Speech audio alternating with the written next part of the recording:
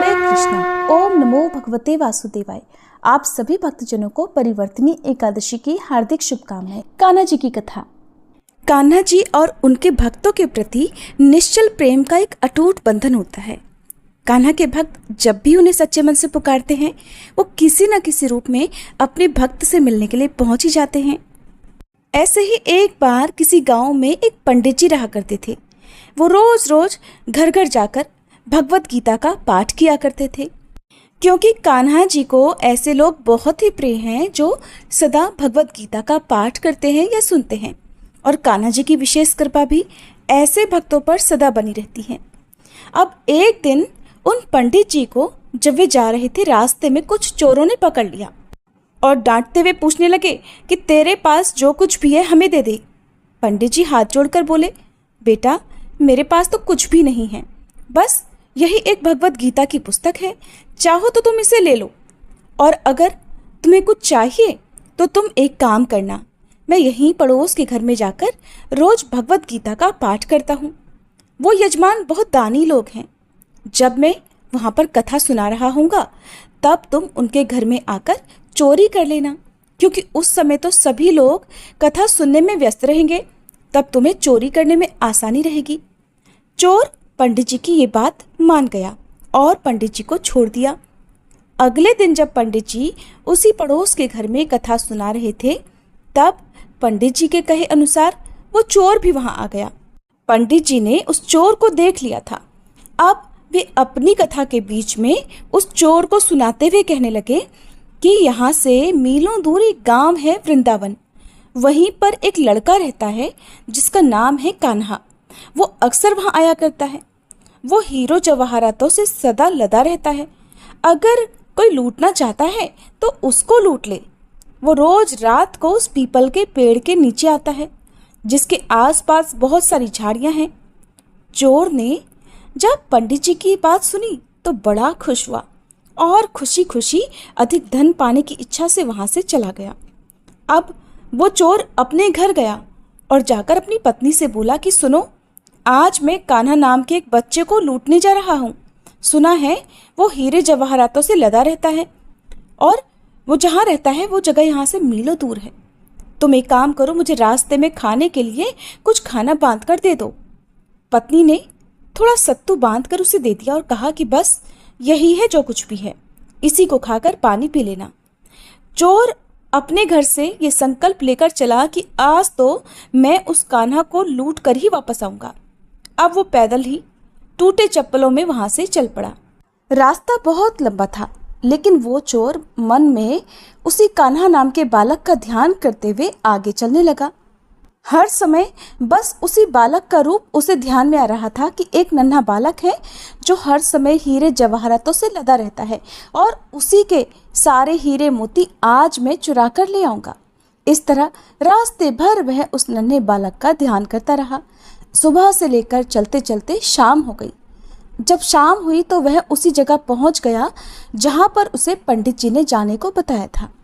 अब उस जगह पहुंचकर वह सोचने लगा कि अगर मैं यहीं सामने खड़ा हो गया तो वो बच्चा तो मुझे देखकर भाग जाएगा, फिर तो इतनी दूर से पैदल चलकर मेरा यहाँ आना व्यर्थ हो जाएगा। इसलिए उसने सोचा क्यों ना मैं पास वाली झाड़ी में ही छुप जाऊं। अब जैसे ही वो चोर उन घनी झाड़ियों में छुपा, झाड़ियों के लंबे लंबे कांटे उसे चुभने लगे। उस समय उसके मुंह से बस एक ही आवाज आई, कान्हा कान्हा। उसका शरीर लहूलुहान हो गया, लेकिन मुंह से सिर्फ यही निकला, कान्हा आ जाओ, कान्हा आ जाओ। अपने भक्त की ऐसी दशा देखकर कान्हा जी चल पड़े। तभी रुक्मणी जी कान्हा जी से बोली, प्रभु कहाँ जा रहे हो, वो आपको लूट लेगा। प्रभु बोले, कोई बात नहीं, अपने ऐसे भक्तों के लिए मैं लुट जाना तो क्या मिट जाना भी पसंद करूंगा। अब ठाकुर जी ने एक नन्हे बालक का रूप बना लिया और वे आधी रात होने पर उसी जगह आ गए जहां पर वह चोर झाड़ियों में छुपा हुआ था। अब जैसे ही वो उस जगह पर पहुंचे, चोर एकदम से झाड़ियों से बाहर निकला और उन्हें पकड़कर बोला, अरे ओ कान्हा, तूने मुझे बहुत दुखी किया है रे।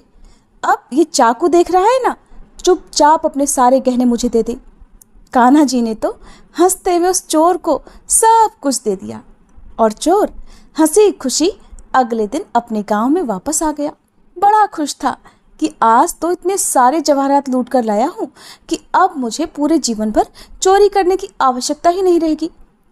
चोर बड़ा खुश होकर अगले दिन सबसे पहले उन्हीं पंडित जी से मिलने के लिए जाने लगा और पंडित जी जिस घर में कथा सुना रहे थे वहीं पहुंच गया। जितने भी गहने वो चोरी करके लाया था उनका आधा हिस्सा उसने ले जाकर पंडित जी के चरणों में रख दिया। पंडित जी ने जब देखा तो पूछने लगे, भाई ये क्या है? तब वह चोर बोला, पंडित जी आपने ही तो मुझे उस कान्हा का पता दिया था और मैं तो उसको ही लूट कर ले आया हूँ और ये रहा आपका हिस्सा। आपने मुझे उसका पता बताया था ना, इसलिए ये आधा हिस्सा अब आपका हुआ। पंडित जी ने सुना तो कानों पर यकीन नहीं हुआ। बोले, अरे भाई मैं इतने साल से ठाकुर जी की सेवा कर रहा हूँ, इतने साल से पंडिताई कर रहा हूँ, वो तो मुझे आज तक नहीं मिले। अरे भला तुझ जैसे पापी को कान्हा कहाँ से मिल सकते हैं? चोर ने बार बार पंडित जी से कहा, नहीं पंडित जी मैं सच में कान्हा से मिला हूँ। पंडित जी बोले, चल मैं भी चलता हूँ तेरे साथ वहाँ पर, मुझे भी दिखा कि कान्हा कैसे दिखता है। और इस तरह चोर और पंडित जी कान्हा जी से मिलने के लिए चल पड़े। एक लंबी थकान भरी पैदल यात्रा के साथ ही वे दोनों अब वृंदावन में पहुंच चुके थे। वृंदावन में पहुंचकर वह चोर पंडित जी को उन्हीं झाड़ियों के पास ले गया जहां वह छिपा हुआ था। चोर ने पंडित जी का हाथ पकड़कर कहा, आओ पंडित जी मेरे साथ यहाँ पर छुप जाओ। अब पंडित जी चोर के साथ ही उस झाड़ियों के अंदर छुप गए। दोनों का शरीर कांटों से लहूलुहान हो गया और मुंह से दोनों की बस एक ही आवाज निकली, कान्हा कान्हा आ जाओ। ठीक मध्यरात्रि में कान्हा जी फिर से एक बालक का रूप धरकर वहीं आ गए। देखते ही चोर और पंडित जी झाड़ियों से बाहर निकल आए। पंडित जी की आंखों में खुशी और प्रेम के आंसू थे। कान्हा जी को देखते ही वो तो फूट फूट कर रोने लग गए। पंडित जी तो कान्हा जी के चरणों में गिर पड़े। थोड़ी ही देर में कान्हा जी वहां से अंतर्ध्यान हो गए और तब पंडित जी वापस अपने होश में आए और उस चोर के गले लगकर फूट फूट कर रोने लगे। बोले कि भाई हम जिसे आज तक देखने के लिए तरसते रहे, जो आज तक लोगों को लूटता है, उसे तो तुमने ही लूट लिया। तुम तो धन्य हो भाई, और आज तुम्हारे ही कारण मुझे कान्हा के दर्शन हुए हैं। तुम धन्य हो। तो ऐसा है ठाकुर जी का प्यार। अपने सच्चे भक्तों के लिए वो जो भी उन्हें दिल से पुकारते हैं भागे चले आते हैं। तो प्रेम से कहिए, जय श्री राधे, हरे कृष्णा। अब सुनिए परिवर्तनी एकादशी की कथा। धर्मराज युधिष्ठिर एक बार भगवान श्री कृष्ण से कहने लगे, हे भगवान, भाद्रपद शुक्ल एकादशी का क्या नाम है? इसकी विधि तथा इसका महात्म्य कृपा करके कहिए। तब भगवान श्री कृष्ण इस प्रकार कहने लगे कि हे युधिष्ठिर, इस पुण्य, स्वर्ग और मोक्ष को देने वाली तथा सभी पापों का नाश करने वाली उत्तम वामन एकादशी का महात्म्य मैं तुमसे कहता हूँ, तुम ध्यान पूर्वक सुनो। यह एकादशी जयंती एकादशी भी कहलाती है। इसका यज्ञ करने से वाजपेय यज्ञ का फल मिलता है। पापियों के पाप नाश करने के लिए इससे बढ़कर कोई उपाय नहीं है। जो मनुष्य इस एकादशी के दिन मेरी अर्थात वामन रूप की पूजा करता है, उससे तीनों लोग पूजित हो जाते हैं। इसलिए मोक्ष की इच्छा रखने वाले मनुष्यों को इस व्रत को अवश्य ही करना चाहिए। जो कमल नयन भगवान का कमल से पूजन करते हैं, वे अवश्य ही भगवान के समीप जाते हैं। जिसने भाद्रपद शुक्ल एकादशी को व्रत और पूजन किया, उसने श्री ब्रह्मा विष्णु सहित तीनों लोकों का पूजन कर लिया। अतः हरिवासर अर्थात एकादशी का व्रत अवश्य करना चाहिए। इस दिन भगवान करवट लेते हैं, इसलिए इसको परिवर्तनी एकादशी भी कहते हैं। भगवान श्री कृष्ण के ऐसे वचन सुनकर युधिष्ठिर महाराज फिर बोले कि भगवान, मुझे अति संदेह हो रहा है कि आप किस प्रकार सोते और करवट लेते हैं तथा किस तरह आपने राजा बलि को बांधा और वामन रूप रखकर क्या क्या लीलाएं की, चातुर्मास के व्रत की क्या विधि है तथा आपके शयन करने पर मनुष्य का क्या कर्तव्य है, सो आप मुझसे विस्तार से बताइए। भगवान श्री कृष्ण कहने लगे, हे राजन, आप सभी पापों को नष्ट करने वाली कथा का श्रवण अब कीजिए। त्रेता युग में बलि नामक एक दैत्य था। वह मेरा परम भक्त था। विविध प्रकार के वेद सूक्तों से वह मेरा पूजन किया करता था और नित्य ही ब्राह्मणों का पूजन तथा यज्ञ के आयोजन भी किया करता था। लेकिन देवराज इंद्र से द्वेष के कारण उसने इंद्रलोक तथा सभी देवताओं को जीत लिया। इस कारण सभी देवता एकत्र होकर सोच विचार कर भगवान के पास गए। बृहस्पति सहित इंद्रादि देवता प्रभु के निकट जाकर और नतमस्तक होकर वेद मंत्रों द्वारा भगवान का पूजन और स्तुति करने लगे। अतः मैंने वामन रूप धारण करके 5वां अवतार लिया और फिर अत्यंत तेजस्वी रूप से राजा बलि को जीत लिया। भगवान के ऐसे वचन सुनकर धनराज युधिष्ठिर ने फिर से पूछा, हे जनार्दन, आपने वामन रूप धारण करके उस महाबली दैत्य को किस प्रकार जीता? श्री कृष्ण कहने लगे, मैंने वामन रूपधारी ब्रह्मचारी बलि से 3 पग भूमि की याचना करते हुए कहा कि ये मुझको 3 लोक के समान है और हे राजन, ये तुमको अवश्य ही देनी होगी। राजा बलि ने इसे तुच्छ याचना समझकर 3 पग भूमि का संकल्प मुझको दे दिया और फिर मैंने अपने त्रिविक्रम रूप को बढ़ाकर यहाँ तक कि भूलोक में पद, भुवर्लोक में जंघा, स्वर्गलोक में कमर, महलोक में पेट, जनलोक में हृदय, यमलोक में कंठ की स्थापना कर सत्यलोक में मुख, उसके ऊपर मस्तक स्थापित कर दिया। सूर्य, चंद्रमा आदि सभी ग्रह, गण, योग, नक्षत्र, इंद्रादि देवता और शेष आदि सभी नाग गणों ने विविध प्रकार से वेद सूक्तों से प्रार्थना की। तब मैंने राजा बलि का हाथ पकड़कर कहा कि हे राजन, एक पग से पृथ्वी, दूसरे से स्वर्गलोक तो पूर्ण हो गए, अब बताओ मैं अपना तीसरा पग कहाँ रखूं? तब बलि ने अपना सिर झुका लिया और मैंने अपना पैर उसके मस्तक पर रख दिया, जिससे मेरा वह भक्त पाताल को चला गया। फिर उसकी विनती और नम्रता को देखकर मैंने उस पर प्रसन्न होकर कहा कि हे बलि, मैं सदैव तुम्हारे निकट ही रहूंगा। विरोचन पुत्र बलि से कहने पर भाद्रपद शुक्ल एकादशी के दिन बलि के आश्रम पर मेरी मूर्ति स्थापित हुई। इसी प्रकार दूसरी क्षीर सागर में शेषनाग के पृष्ठ पर हुई। हे राजन, इस एकादशी को भगवान शयन करते हुए करवट लेते हैं, इसलिए तीनों लोकों के स्वामी भगवान विष्णु का उस दिन पूजन अवश्य करना चाहिए। तांबा, चांदी, अक्षत और दही का दान करना उचित है। रात्रि को जागरण अवश्य करना चाहिए। जो विधि पूर्वक इस एकादशी का व्रत करते हैं, वे सब पापों से मुक्त होकर स्वर्ग में जाकर चंद्रमा के समान प्रकाशित होते हैं और यश पाते हैं। जो पाप नाशक इस कथा को आज के दिन पढ़ते या सुनते हैं, उन्हें 1000 अश्वमेध यज्ञ के फल की प्राप्ति होती है। इस एकादशी के दिन जो व्यक्ति व्रत करता है, उसे भूमि दान करने और गाय का दान करने के बाद मिलने वाले पुण्य फलों से भी अधिक शुभ फलों की प्राप्ति होती है। इस व्रत में धूप, दीप, नैवेद्य और पुष्प आदि से पूजा करने का विधान है।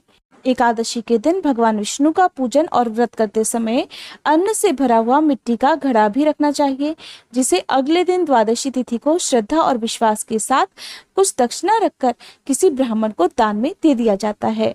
प्रेम से बोलिए श्री लक्ष्मी नारायण भगवान की जय।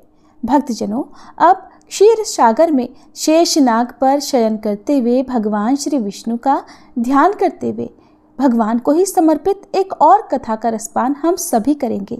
जिस भी व्यक्ति के मन में मोक्ष प्राप्ति की कामना हो, जो भक्त इस भवसागर के बंधन से तर जाना चाहता हो, उन्हें आज के दिन भगवान श्री विष्णु की कथाओं का श्रवण अवश्य करना चाहिए। एक बार देवर्षि नारद जी वैकुंठ लोक को गए। वहां उन्होंने भगवान श्री लक्ष्मी नारायण जी को प्रणाम किया। फिर नारद जी ने श्री हरि से कहा, प्रभु, अब धरती पर आपका प्रभाव कम हो रहा है। धर्म पर चलने वालों को कोई अच्छा फल नहीं मिल रहा। जो पाप कर रहे हैं उनका भला हो रहा है। तब श्री हरि कहने लगे, ऐसा नहीं है देवर्षि, जो भी हो रहा है सब नियति के कारण हो रहा है। श्री हरि की बात सुनकर नारद जी बोले, प्रभु, मैं तो देखकर आ रहा हूँ कि पापियों को तो अच्छा फल मिल रहा है, लेकिन भला करने वाले और धर्म के रास्ते पर चलने वाले लोगों को बुरा फल मिल रहा है, उन्हें दुख भोगने पड़ रहे हैं। भगवान ने कहा, देवर्षि, कोई ऐसी घटना बताओ जिससे तुम्हें ये लग रहा हो। नारद जी कहने लगे, प्रभु, अभी अभी मैं एक जंगल से आ रहा हूँ। वहाँ पर एक गाय दलदल में फंसी हुई थी। कोई भी उसे बचाने वाला नहीं था। थोड़ी ही देर के बाद मैंने देखा कि एक चोर उधर से गुजरा। दलदल में फंसी हुई गाय को देखकर वो रुका तक नहीं, बल्कि उस गाय पर पैर रखकर वह दलदल से भरा हुआ गड्ढा लांघ कर आगे निकल गया। आगे गया तो उस चोर को सोने की मोहरों से भरी एक थैली मिली। थोड़ी ही देर बाद वहां पर एक साधु महाराज आए। उन्होंने उस गाय को दलदल में फंसा देखा तो गाय को बाहर निकालने की पूरी कोशिश की और पूरी ताकत लगाकर आखिरकार उस गाय को निकाल लिया। गाय को बाहर निकालने के प्रयास में वह साधु महाराज खुद दलदल से लथपथ हो गए थे। जब वह साधु महाराज आगे बढ़े तो एक गड्ढे में गिर गए और उन्हें चोट लग गई। प्रभु, अब आप ही बताइए, ये कौन सा न्याय है? नारद जी की पूरी बात सुन लेने के बाद श्री हरि बोले, देवर्षि, ये सही ही हुआ। जो चोर गाय पर पैर रखकर भाग गया था, उसकी किस्मत में तो एक खजाना था, लेकिन उसके इस पाप के कारण उसे केवल कुछ मोहरें ही मिल पाईं। वहीं उन साधु महाराज को गड्ढे में इसलिए गिरना पड़ा क्योंकि उनके भाग्य में उस समय मृत्यु लिखी हुई थी। लेकिन एक गाय को बचाने के कारण, दलदल से बाहर निकालने के कारण उनके पुण्य बहुत अधिक बढ़ गए और उनकी मृत्यु बस एक छोटी सी चोट में बदल गई। इंसान के कर्म से ही उसका भाग तय होता है देवर्षि, इसलिए अच्छे कर्म करना कभी भी नहीं छोड़ना चाहिए। श्री हरि की बात सुनकर देवर्षि नारद मुस्कुराते हुए और प्रभु को प्रणाम करते हुए नारायण नारायण कहकर प्रभु की रचाई हुई सृष्टि की अन्य लीलाएं देखने के लिए चल पड़े। प्रेम से बोलिए श्री लक्ष्मी नारायण भगवान की जय। अब सुनिए एकादशी माता की कथा।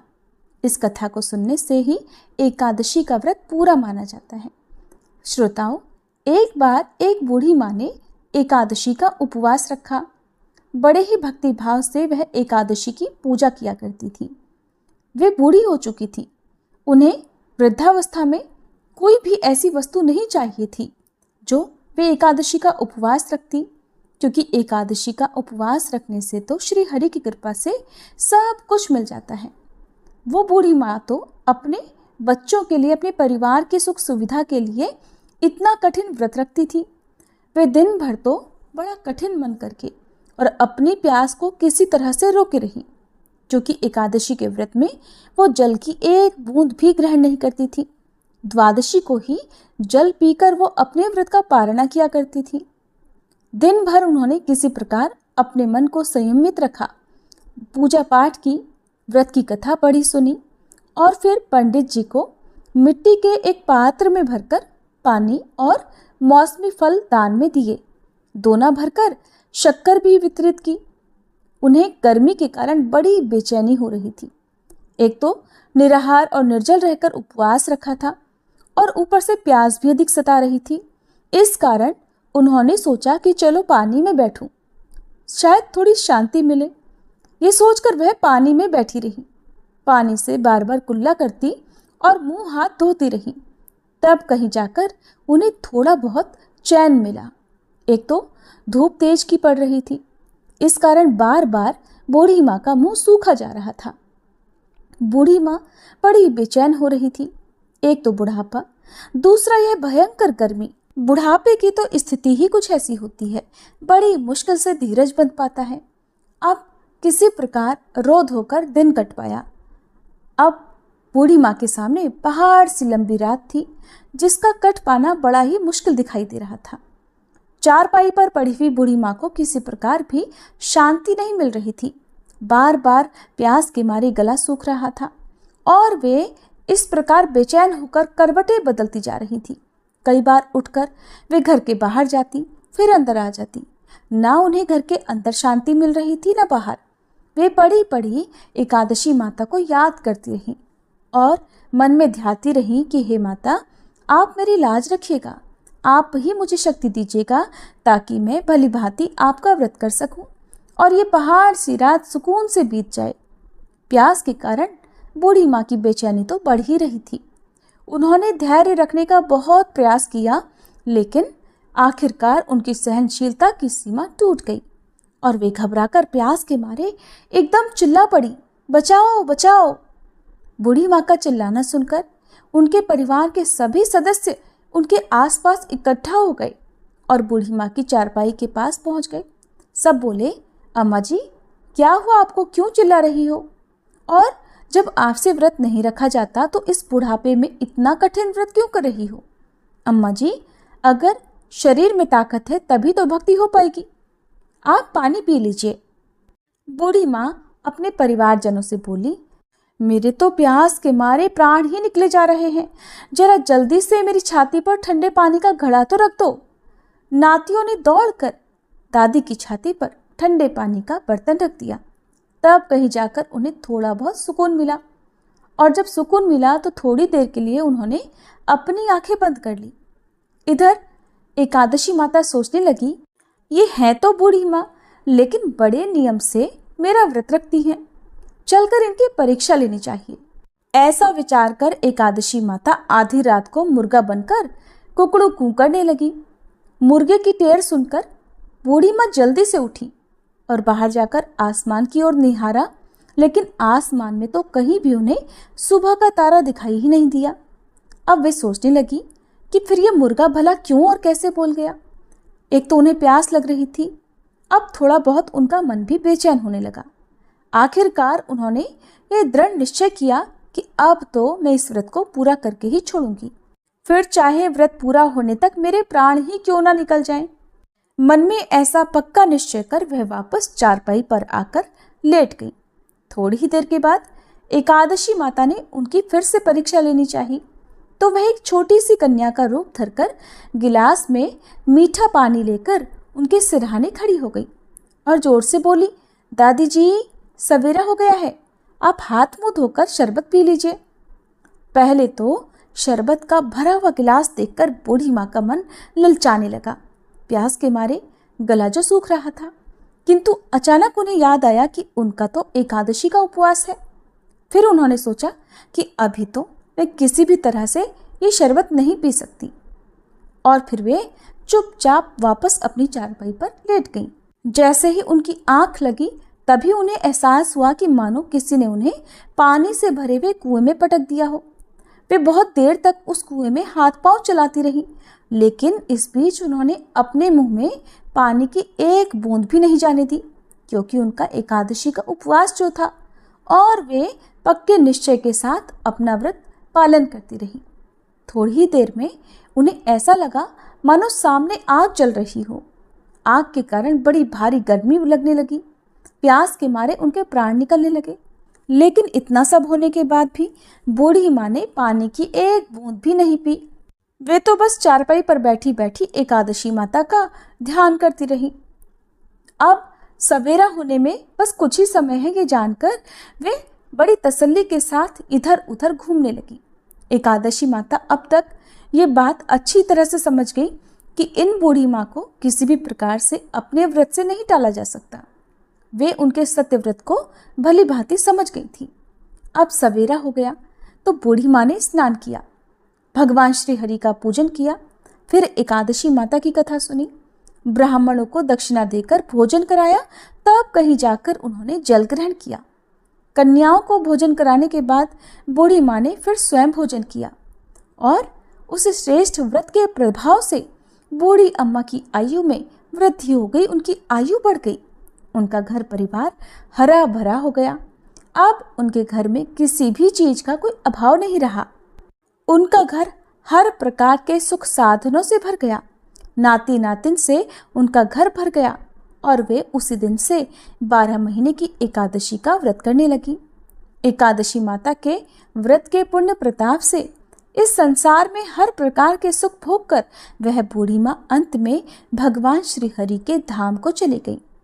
जैसे एकादशी माता ने उन बूढ़ी माँ को और उनके परिवार को हरा भरा किया, वैसे ही हे एकादशी माता हम सभी की मनोकामनाएं पूर्ण कीजिएगा। प्रेम से बोलिए श्री लक्ष्मी नारायण भगवान की जय। एकादशी माता की जय।